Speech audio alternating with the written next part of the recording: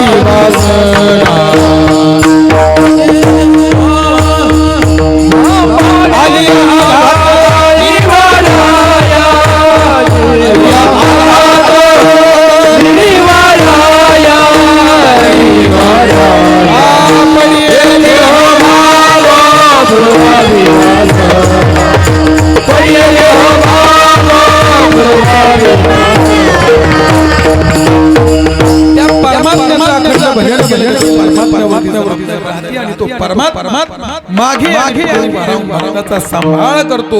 ही ताकद कशाची आहे? त्या नामाची ताकद आहे. पुढे भक्त प्रल्हाद या ठिकाणी अनेक प्रकारांत त्या भगवान परमात्म्याची साधना करत राहतो, पण हिरण्यकश्यपूला मात्र राग त्या मुलाचा येतो आणि मग मात्र त्याने ठरवतो. एक दिवस तो आपल्या राज्यामध्ये तिथे राजाच्या समोर उभा राहतो.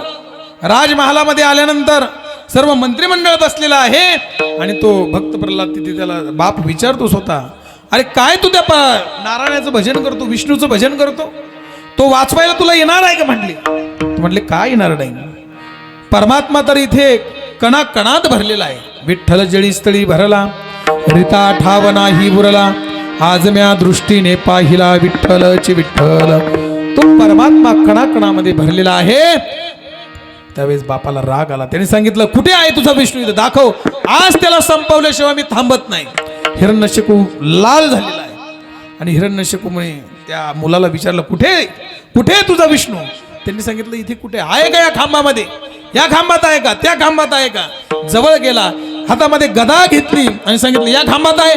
जसा खांबावरती गदा घातली तसे आजचा दिवस, आज 6 वाजता भगवान नृसिंह रूपाने त्या प्रल्हादासाठी नृसिंह भगवंताने अवतार घेतला. भगवान नृसिंह महाराज की जय.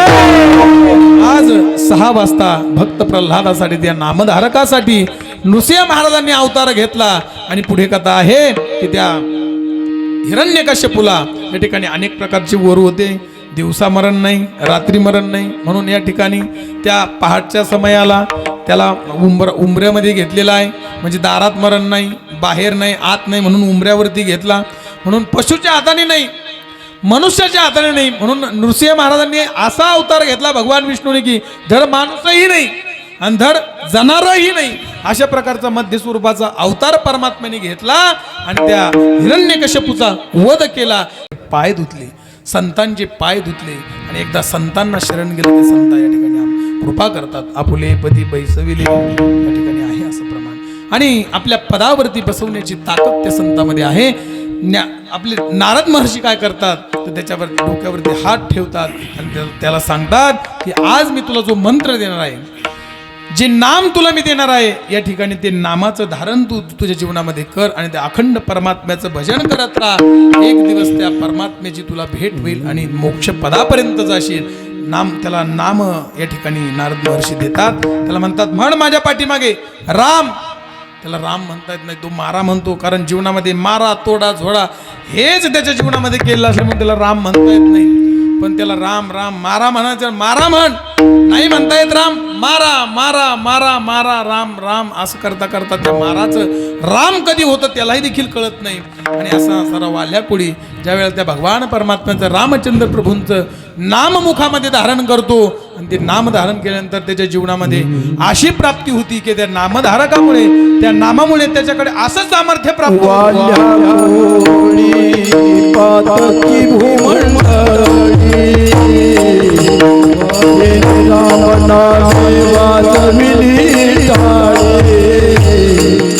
राम म्हणता पातकाची झाली होळी हो.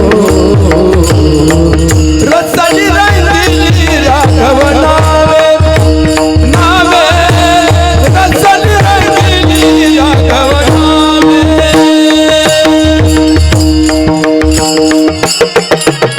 नाम घेता पाप, या ठिकाणी नाम घेतल्यानंतर क्षणामध्ये पापाची हुळी होती. नाम संकीर्तन साधन पैसो बेजळ दिलं पापे जन्मांतरीचे असणारं नाम त्या वाल्या कुळ्याच्या जीवनामध्ये दिल्यानंतर असं सामर्थ्य त्याच्यामध्ये प्राप्त होतं की केले रामाय केले रामाय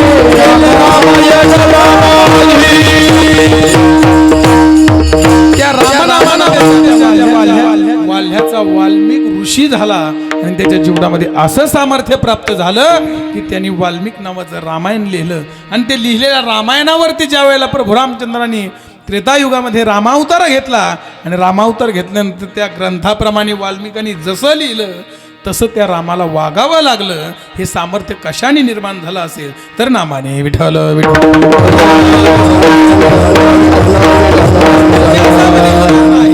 इतिहास असं सांगतो की नाम घेता वाया गेला ऐसा कोणी ऐकला. नाम घेतलेला वाया गेला असं आम्ही ऐकलं नाही, पण वाल्या कुळ्यासारखा त्या नामानं त्याच्या जीवनामध्ये परिवर्तन झालं. आणि परिवर्तन झाल्यामुळं केले रामायण रामाधी. जगद्गुरु तुकोबाराय म्हणतात नाम घेता वाया गेला ऐसा कोणी ऐकला. आणि हे जर ऐकलं असेल तर संत जना हो, मी या ठिकाणी तुम्हाला विनंती करतो की तुम्ही असा असेल तर कृपया मला सांगा. ते सांगत असताना जगद्गुरु तुकोबाराय, संत महंत सिद्ध ऋषी जे जे या ठिकाणी नामधारक आहेत, जे जे या नामाविषयी जाणत आहेत, त्यांनी जर असं ऐकलं असेल तर कृपया मला सांगा. अभंगाचं सूत्र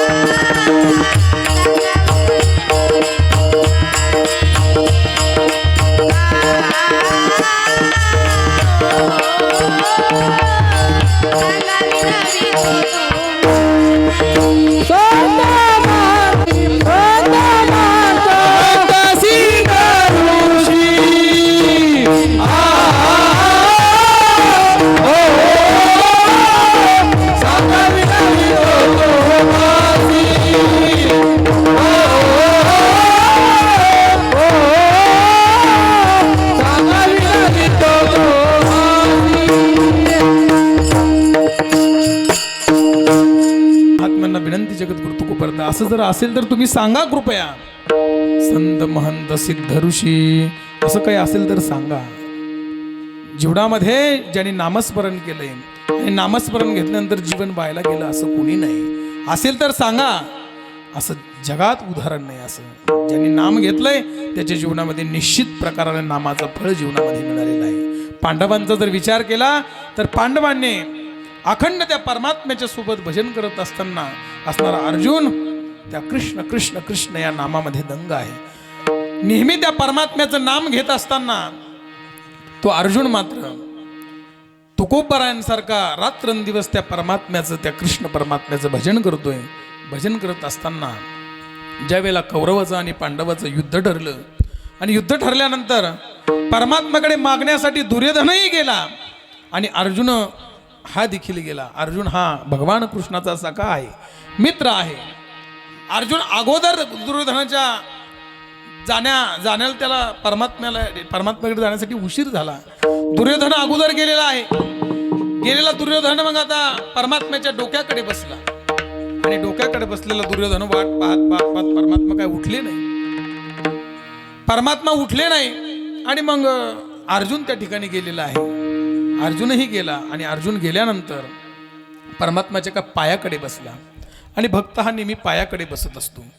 पायाकडे बसलेला भक्त ज्यावेळेला परमात्मा झोपेतून उठले आणि झोपेतून उठल्यानंतर जसे परमात्मा उठल्यानंतर आता डोक्याकडचं दिसेल का पायाकडचं दिसेल. परमात्मा जसे उठले तसे अरे अर्जुना कधी आला म्हटले. कधी आला. त्यांनी सांगितलं बराच वेळ झाला तेव्हा मी आलो, तुमची झोप चालली होती म्हणून मोडली नाही. काय काम काढलं होतं. काय काम काढलं म्हटल्यानंतर लगेच दुर्योधन म्हणलं मी आधी आलोय. याने जर मागितलं म्हणले त्याचं जर अक्षोहिणी सैन्य जर मागितलं तर मी ज्याच्यासाठी आलो ते राहील. म्हणून दुर्योधन म्हणला मी आधी आलोय तेव्हा. त्यांनी सांगितलं अरे तू पण आलाय का दुर्योधना, काय काम काढलं तुम्ही. त्यांनी सांगितलं तुम्ही सांगितलं होतं की मी शस्त्र हातामध्ये धरणार नाही, परंतु 4 गोष्टी या ठिकाणी तुम्हाला उपदेशाच्या करेल आणि त्यासाठी माझं सैन्य एका बाजूला आहे, असणार कित्येक अक्षविनी सैन्य एका बाजूला आणि मी एका बाजूला. मग कोणाला काय लागत असेल ते मागा. दुर्योधन तेवढ्यात म्हणला, देवा मी अगोदर आलोय, मी अगोदर मागणार आहे. मी सांगितलं काय हरकत नाही. देवालाही काळजी पडली, कारण जो भक्त असतो, जो नामधारक असतो, त्याची काळजी परमात्म्याला असते. असणारा नामधारक अर्जुन या ठिकाणी बसलेला आहे. त्यांनी सांगितलं आता काय मागतोय काय माहिती. अर्जुनाला भीती वाटली, पण अर्जुनाला भीती ही नव्हती की त्याचं सैन्य मागेल. जर परमात्मा मागितलं तर. मनामध्ये शंका चालू असताना दुर्योधनानं सांगितलं, दुर्योधना तू अगोदर आलाय म्हणले, माग माग म्हटल्याबरोबर त्याने लगेच मागितलं, देवा मला तुमचं सैन्य पाहिजे. तसा अर्जुनाने मोठा श्वास टाकला आणि त्याला तथास्तु परमात्म्याने सांगितलं. दुर्योधन त्या ठिकाणून निघून गेला. निघून गेल्यानंतर अर्जुनाला सांगितलं, अर्जुना काय राहिलं म्हणले तुला मागायला. आता जे होतं म्हटले इतकं मोठं सैन्य शस्त्रास्त्र तो घेऊन गेला म्हण, तू बस म्हणलं. तसंच देवा तुमच्या चरणावरती साष्टांग दंडवत आहेत. पायावरती माथा ठेवला. अर्जुनाच्या डोळ्यातून गळगळ अश्रू आले. परमात्मा भगवान कृष्णा, मी काही मिनिटासाठी मी घाबरलो, तो काही क्षणासाठी घाबरलो की माझ्या परमात्म्याला तो मागतो की काय. पण ज्यावेळेला त्यांनी सैन्य मागितलं, कारण येरते माईक दुःखाची जनती नाही आधी अंती अवसान, हे माईक सर्व खोटं आहे मला माहिती आहे देवा. पण तू असणारा परमात्मा जर माझ्या सोबत असशील आणि तू सोबत असल्यानंतर मला माहिती आहे मला जगातली कुठलीच शक्ती हरवू शकत नाही. तो परमात्मा त्या अर्जुनाच्या बरोबर कुठल्या शक्तीने आला असेल, कुठल्या श्रद्धेने आला असेल, तर ते केवळ एक नामधारकाच्या आणि त्या भक्ताच्या योगानं, त्या साधनेच्या योगानं तो परमात्मा अर्जुनाकडे किती कामं केली. त्या अर्जुनाची घोडे धुतले परमात्म्याने, घोड्याचा खरारा केला. किती त्या परमात्म्याने कामं केली. माझ्या संतांच्या घरी देखील कितीतरी त्या परमात्म्याने कामं केली. माळ्या सावत्यास कुरुपू लागे, जनाबाईसाठी मीराबाईसाठी घेतो विष प्याला, दामाजीचा झाला. अभंगामध्ये सर्व त्या सर्व संतांचं वर्णन केलेलं आहे. परमात्म्याने कितीतरी माळी महाराजांना, सावता महाराजांना कुरपू लागला देव. कितीतरी दिवस पैठण माझ्या नाथ महाराजांच्या घरी देवानं पाणी भरलं. देवानं इतकंच नाही, कितीतरी खालच्या दर्जाचं काम परमात्म्याने भक्ताच्या घरी केलं. त्याला कारण काय असेल तर केवळ भक्ताने केलेली साधना. विठ्ठल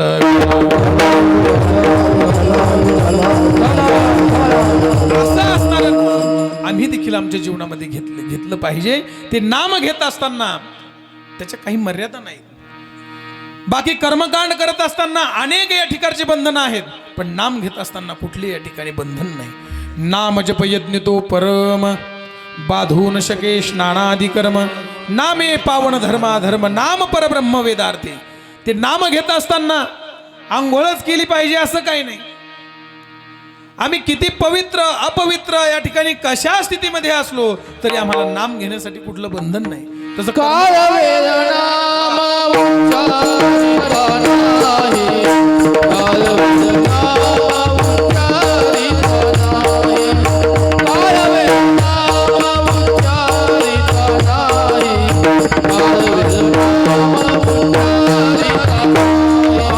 काल वेदनाम उच्चारिता नाही, काल वेदनाम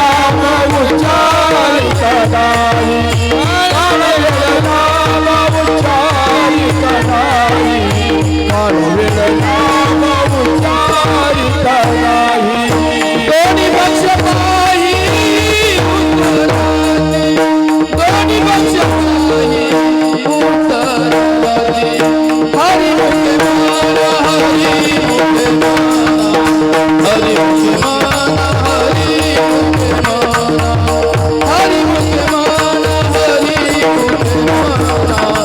हरी मुखे माना, हरी मुखे माना. दोन्ही पक्ष पाही उत्तराते, दोन्ही पक्ष पाही उत्तराते, हरी मुखे माना, हरी मुखे माना, हरी मुखे माना, हरी मुखे माना, हरी मुखे माना, हरी मुखे माना,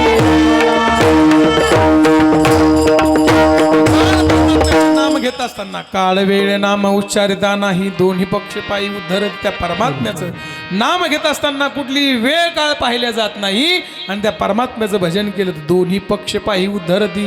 दोन्ही पक्ष म्हणजे राष्ट्रवादी आणि काँग्रेस हे पक्ष नाही, दोन पक्ष म्हणजे बापाकडचाही पक्ष आणि आईकडचाही पक्ष. आम्ही दोन कुळ ज्याला समजतो, जे आईचं कुळ आणि बापाचं कुळ, हे दोनही पक्ष पाही उद्धरती. दोनही पक्ष याने उद्धरल्या जातात असं असणारं नाम ते परमात्म्याचं नाम या ठिकाणी असणारं व्यापक आहे.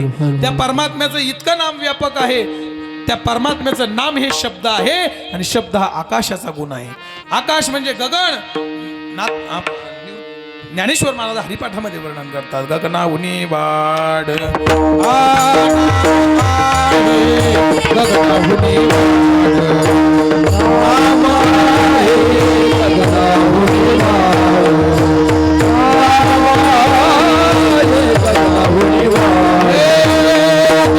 देवा पुसे निवृत्तीशी चाड,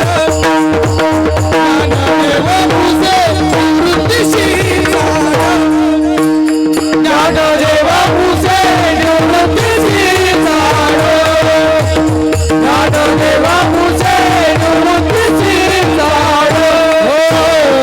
गगनाहुनी वाढ नाम आहे, गगनाहुनी वाढ नाम आहे, हरी मुखे मना, हरी मुखे मना, हरी मुखे मना, हरी मुखे मना.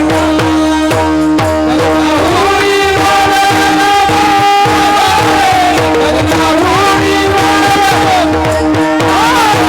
हरी मुखे मना, हरी मुखे मना, हरी मुखे मना, हरी मुखे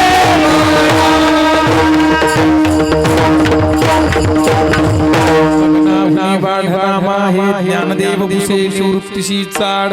गगनाहुनी वाढ नाम आहे. त्या परमात्म्याचं भजन, त्या परमात्म्याचं नाम इतकं व्यापक आहे, आकाशा इतकं. आणि शब्द हे नाम म्हणजे शब्द आणि शब्द हे आकाशाचं स्वरूप आहे. शब्द हे आकाशाचं स्वरूप असल्यामुळे गगनापेक्षा आकाशापेक्षाही मोठा आहे असे माझे ज्ञानोबराय सांगतात. असं असणारं नाम जर वेदाला विचारलं, शास्त्राला विचारलं, कशालाही विचारलं, सर्वात श्रेष्ठ असणारं नाम आहे. चहुवेदी जान साही शास्त्री कारण, चहुवेदी जान साही शास्त्री कारण, चहुवेदी जान साई शास्त्री कारण, चहुवेदी जान साई शास्त्री कारण.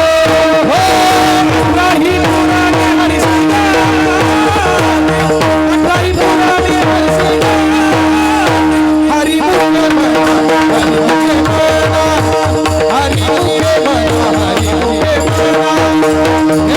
अठराही पुराणे हरिसिंगाने, अठराही पुराणे हरिसिंगाने, हरी मुखे मना, हरी मुखे मना, हरी मुखे मना, हरी मुखे मना. शास्त्र पुराण यांचा जर धांडोळा घेतला पाहिलं तर चहुवेदी जान साही शास्त्री कारण, अठराही पुराणे हरिशी गाती. त्या परमात्म्याचं भजन, त्या परमात्म्याचं नामस्मरण, सर्व वेद शास्त्र 18 पुराण सगळ्यांनी महत्व कशाला दिलं असेल तर ते नामाला महत्व दिलं आहे. असे असणारं नाम जीवनामध्ये धारण केल्यानंतर कुठल्याही प्रकारचं त्याने जीवनात धारण केलेलं नाम हे वाया जात नाही. वाया जात असेल तर संत महात्म्यांना विचारतात की असं असेल तर सांगा. उलट संत महात्मे सांगतात असं नाही. तुकोबाराय सांगतात की जीवनामध्ये नाम धारण केलं, नाम धारण केल्यानंतर त्या नामाने उद्धरला नाही असा तरी एखादा दाखवून द्या. अभंगाचं 3रं चरण. नामा करला नाही कोणी, नामा करला नाही कोणी, नामे करला नाही कोणी, नामे करला नाही कोणी, नामे करला नाही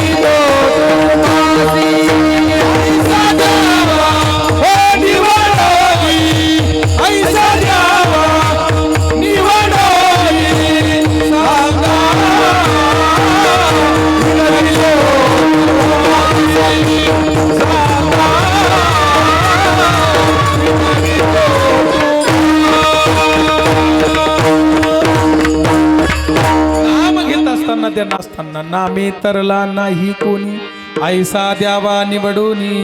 नाम घेत असताना त्या परमात्म्याचं भजन करत असताना असा कुणी आहे की ज्या भगवान परमात्म्याचं नाम घेतलं आणि तू तरला नाही.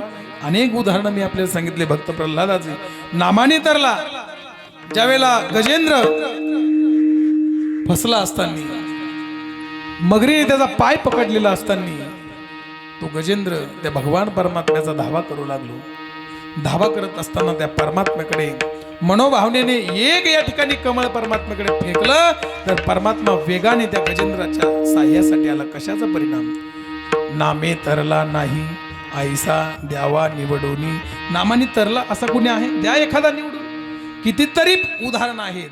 माझ्या द्रौपदीचं उदाहरण आहे. त्या परमात्म्यावर निष्ठेने भक्ती करणारी द्रौपदी ज्या वेळेला वस्त्रहरण कौरवांनी केलं.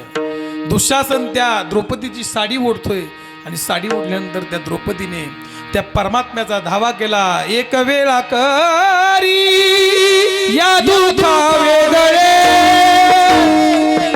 एक वेळा करी या दुःखा वेगळे, एक वेळा कर परमात्मा. त्या द्रौपदी त्या परमात्म्याची धावा करू लागली. कोठे गुंतलासी द्वारकेच्या राया, वेळ का सखया लावी येला, वेळ का सखया लावी.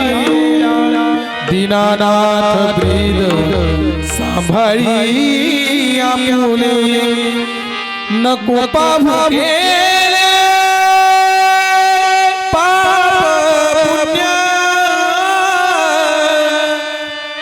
असा परमात्मा धावा केल्यानंतर तो परमात्मा वेगाने त्या द्रौपदीच्या मदतीला आला. कशाने?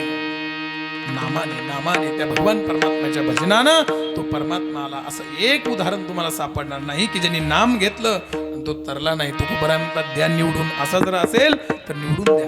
तुकोबरा शेवटी विनवणी करतात की बाबांनो, या जीवनामध्ये आल्यानंतर तुम्ही त्या परमात्म्याचं भजन करा.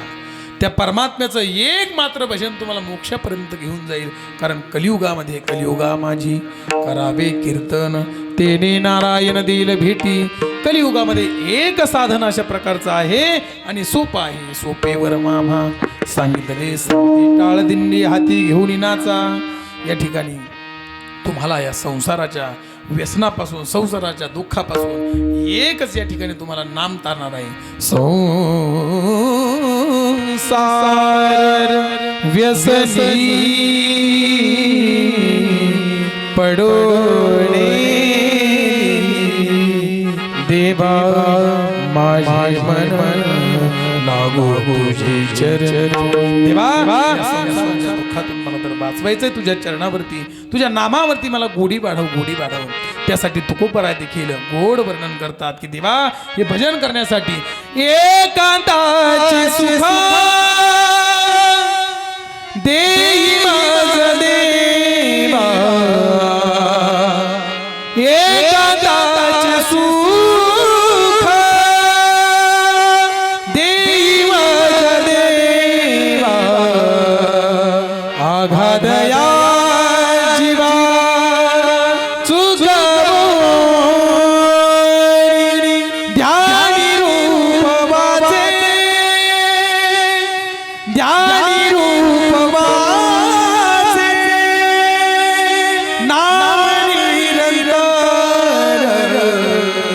ध्यानी रूपवाचे नाम निरंतर. त्या परमात्म्याकडे एकामेकाचं सुख मागतात. आणि देवा आमच्या अंतःकरणामध्ये ध्यानी रूप वाचे, नाम निरंतर, त्या नामाने आमच्या जीवनामध्ये आम्हाला तो परमात्मा भेटणार आहे. म्हणून आजच्या अभंगामध्ये जगद्गुरु तुकोबराय नामाविषयी नामाचं महात्म्य सांगतात, नामाचं वर्णन करतात, नामाविषयी साधना करण्यासाठी आपल्याला प्रवृत्त करतात. हे सर्व बोलत असताना जगद्गुरु तुकोबराय म्हणतात, मी माझ्या अधिकारानं बोललो, मी माझ्या, हे लोक किती सांगू तरी ना ऐकती पटकीची, किती वेळा सांगावं, मी लागून या पाया विनवितो तुम्हाची, तुम्हाला विनंती करतोय, पायाला लागतोय, तुम्ही भजन करा, पण करत नाही. म्हणून कधी कधी वेगळ्या अर्थानं वाकड्यामध्ये घुसलो. म्हणून तुम्हाला विचारलं, नाम घेतल्यानंतर तरला नाही असा कुणी आहे का? नाम घेतल्यानंतर वाया गेला असा कुणी आहे का? हे सर्व करत असताना मी जरी या ठिकाणी थोडंसं चुकीचं बोललो असेल, मी जरा उत्तर अर्थानं बोललो असेल, तुम्हाला उत्तर विचारले असेल, प्रश्न विचारले असेल, तर मला क्षमा करा. अभंगाचं शेवटचं चरण, सलगीच्या उतरा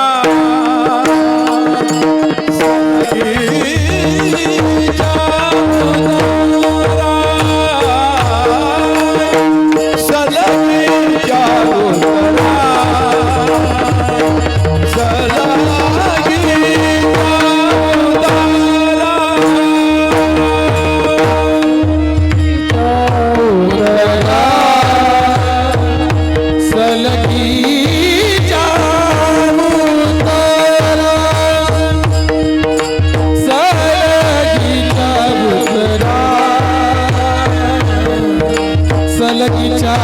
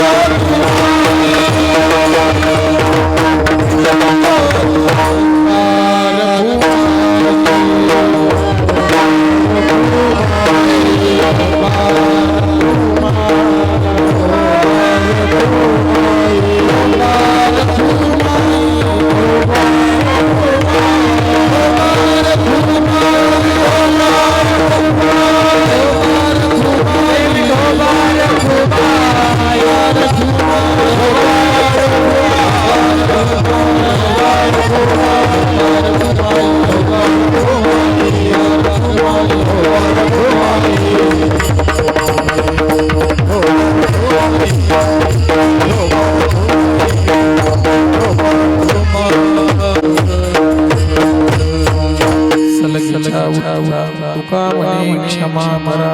या ठिकाणी अनेक तुम्हाला उत्तर अनेक प्रश्न तुमच्याकडे केले, तुम्हाला या ठिकाणी वाईट मला क्षमा या ठिकाणी क्षमा मागतात आणि नामाविषयी या ठिकाणी साधनेविषयी नामाचं महिमान आचार्य जगद्गुरुतुकोबरा अभंगातून सांगतात.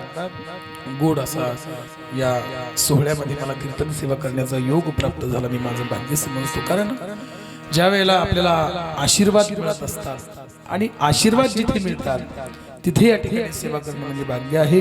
माझे गुरुवर्य असणारे भगवानजी महाराज जंगली शास्त्रीजी यांच्या आज्ञेतून या ठिकाणी सेवा करण्याचा योग आला. आणि ही सर्व आपली मंडळी आहे. मला ज्या वेळेला आवर्जून उल्लेख करेल, ज्या वेळेला मी खरवंडी सोडून नेवाशाला आलो त्यावेळेला हीच मंडळी मला या ठिकाणी सहकार्य करण्यासाठी आमचे निलेश महाराज, नाथजी, ह्या मंडळींनी मला नेवाशाला कोरोनाच्या काळात आल्यानंतर इतकं सहकार्य केलं. निलेश महाराज मला 2 दिवसाला भेटायला यायची नेवाशाला, बरं चाललंय का, काही अडचण आहे का.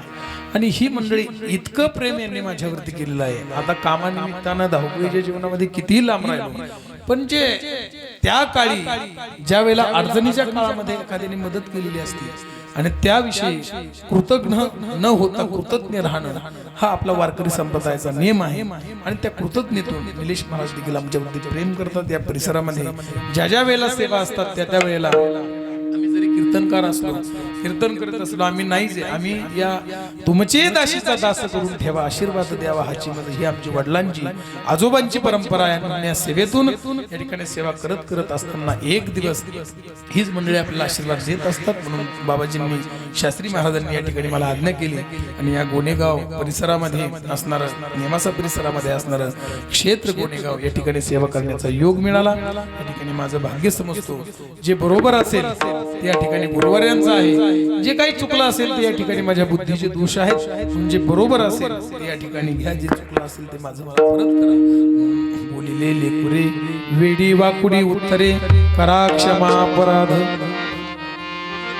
या ठिकाणी महाराज तुम्ही सिद्ध म्हणून मला क्षमा करा, माझे गुण घ्या, अवगुण माझी मला परत द्या. म्हणून झालेली सेवा पुन्हा एकदा सर्व संत मंडळीच्या चरणी समर्पित करत असताना सर्व मृदुंगाचार्य, आमचे कानिपनाथ महाराज, अनिकेत महाराज, ही सर्व आमच्या आश्रमाचे विद्यार्थी हे सर्व या ठिकाणी उपस्थित आहेत. जाता जाता ज्ञानेश्वरी विषयी या ठिकाणी एक सूचना देऊन जाईल की ते नेहमी आमचे शास्त्रीजी महाराज सांगत असतात, भगवानजी महाराज सांगत असतात की ज्ञानोबारांचा पालखी सोहळा जो निघालेला आहे, या पालखी सोहळ्यामध्ये तनमन धनानं या ठिकाणी तुम्ही उपस्थित राहा. कारण ज्ञानोबारांचं कार्य जर बघितलं, ज्ञानोबारांच्या अवताराचं कार्य आपण जर बघितलं तर ज्ञानोबारांनी अवतार कशासाठी घेतला तर माझ्या महाविष्णूचा अवतार सखा माझा ज्ञानेश्वर. ज्ञानोबारांनी भगवान विष्णूंनी ज्ञानोबाराच्या रूपानं अवतार कशासाठी घेतला असेल, त्याचं आद्य कर्तव्य नियोजन काय असेल तर ज्ञानेश्वरी लिखाण करणं, ज्ञानेश्वरी सांगणं. आणि माझ्या ज्ञानोबारांनी जी ज्ञानेश्वरी सांगितली ती भूमी नेवाशाला आहे. आणि त्या नेवाशामध्ये त्या पैस खांबाला टिकून जिथे ज्ञानेश्वर महाराजांनी ज्ञानेश्वरी सांगितली आणि सच्चिदानंद बाबांनी लिहिली, हे क्षेत्र आळंदीपेक्षाही आम्हा वारकऱ्यांना महत्वाचं वाटतं. का? कारण ज्ञानोबारायांचं जन्माचं अवतार घेण्याचं प्रयोजन या ठिकाणी त्यांनी इथे पूर्ण केलेलं आहे. म्हणून आळंदीपेक्षाही काकणभर या ठिकाणी नेवासा क्षेत्राला महत्व जास्त आहे. म्हणून या ठिकाणून निघाला ज्ञानेश्वरी पालखी सोहळा. आणि या पालखी सोहळ्यामध्ये प्रत्येक गावातील तरुणानं, महिला, माता भगिनी, पुरुष बांधव यांनी कुठल्या ना कुठल्या रूपाने या ठिकाणी ज्ञानेश्वरी पालखीमध्ये सहकार्य केलं पाहिजे. कोणाला या ठिकाणी ज्ञानेश्वरी पालखी सजावट असेल त्या ठिकाणी काही मदत करा. आम्ही त्या दिवशी कीर्तनामध्ये राऊत महाराजांनी सांगितलं की या ठिकाणी आपण सेवा वाटून देणार आहोत. 14 दिवस या ठिकाणी ज्ञानेश्वरी पालखी जी आहे ती सजावट करणार आहे. त्यात सजावटीचा खर्च 14 ते 15 हजार रुपये खर्च आहे. आणि तो एका गावाला म्हणा किंवा त्या व्यक्तीला म्हणा, ज्यांना शक्य असेल त्यांनी या ठिकाणी तो घ्यायचा आहे. आणि तो खर्च घेत असताना मग राहुटी कोणाला द्यायची असेल तर राहुटी 7,000 रुपयाला आहे. त्या ठिकाणी पालखी सोहळा पालखी सजवण्याचं काम आहे ते 14,000चं एका दिवसाला आहे. अनेक सेवा या ठिकाणी आहे. कोणाला जर 1,000-2,000चा बोर्ड छापायचा असेल ज्ञानोबारायांच्या स्वागताचा तर तो बोर्ड देखील आपण छापू शकता. किंवा स्वागतासाठी आणखी काही तुम्हाला आतिषबाजी, फटाके जे ज्ञानोबारायांसाठी करता येईल तुम्हाला ते या ठिकाणी करा. हाच निरोप घेऊन हीच सूचना करून या ठिकाणी माझ्या सेवेकडे पूर्णविराम देत असताना पुन्हा एकदा आपल्या चरणी नतमस्तक होतो, गुरुवर्य शास्त्री महाराजांच्या चरणी नतमस्तक होतो आणि माझ्या सेवेला पूर्णविराम देतो. ज्ञानेश्वर माऊली तुकाराम माऊली तुकाराम